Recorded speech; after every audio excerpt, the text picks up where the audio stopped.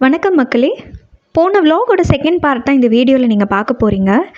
கபதீஸ்வரர் கோயிலுக்கு உள்ளே நுழைஞ்சோன்னே பார்த்தீங்கன்னா செம்ம பாசிட்டிவ் வைப்பாக இருந்ததுங்க. அங்கேருந்து மாடு எல்லாமே பார்த்துட்டு சைடில் ஒரு குளம் கூட இருந்தது. அதில் அவ்வளோ ஃபிஷ்ஷஸ் எல்லாமே இருந்தது.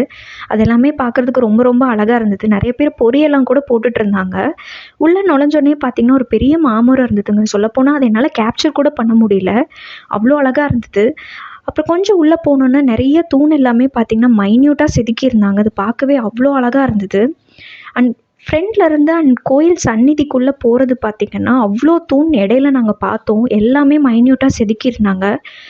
கும்பாபிஷேகம் நடக்கிறதுனால உள்ள கன்ஸ்ட்ரக்ஷன் ஒர்க் நடந்தனால கீழே எல்லாமே ஒயர் எல்லாமே அங்கங்கே போட்டுச்சிருந்தாங்க. ஸோ கொஞ்சம் பார்த்து பார்த்து தான் போனோம்.